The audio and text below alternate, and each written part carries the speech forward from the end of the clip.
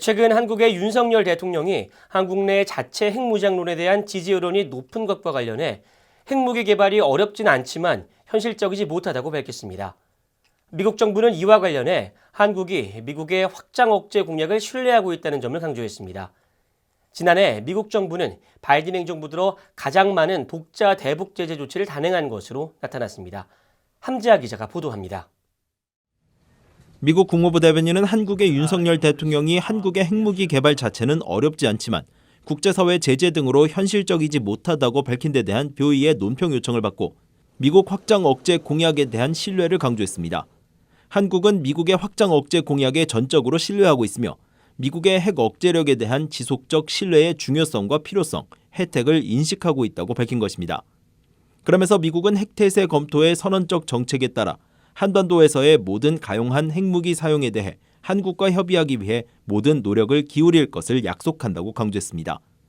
앞서 윤 대통령은 지난 7일 방송된 한국 공영방송 KBS와의 대담에서 핵 개발은 우리가 마음만 먹으면 시일이 오래 걸리지 않는다면서도 지금은 핵 확산 방지 조약 NPT를 철저하게 준수하는 것이 국익에 더 도움이 된다는 입장을 밝혔습니다. 이런 가운데 미국 정부의 독자 제재를 부과하는 미국 재무부 해외자산통제실이 2023년 한 해 동안 총 11번에 걸쳐 대북 제재 조치를 단행한 것으로 나타났습니다. 앞서 바이든 행정부 출범 후 대북 독자 제재는 지난 2021년에 1번, 2022년에는 9번이었는데 지난해에는 가장 많은 대북 독자 제재를 단행한 것입니다. 북한의 미사일 발사와 사이버 범죄가 크게 늘고 북한과 러시아의 무기 거래에 대한 지적이 잇따르면서 지난해 독자 제재가 크게 늘어난 것으로 풀이됩니다.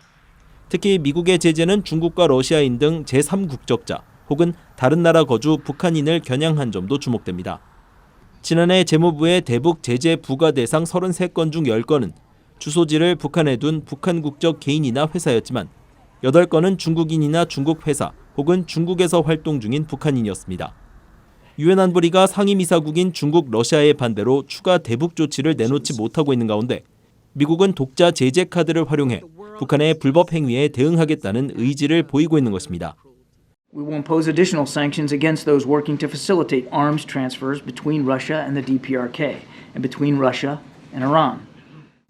국무부 대변인도 지난해 11월 북러 무기 거래와 관련한 BOE의 이메일 질의에 우리는 동맹 파트너와 함께 다양한 조치를 취하고 있다면서 지난 3월과 7월, 8월, 9월에 걸쳐 북러 무기 거래와 관련된 단체와 개인을 제재한 사실을 상기했습니다.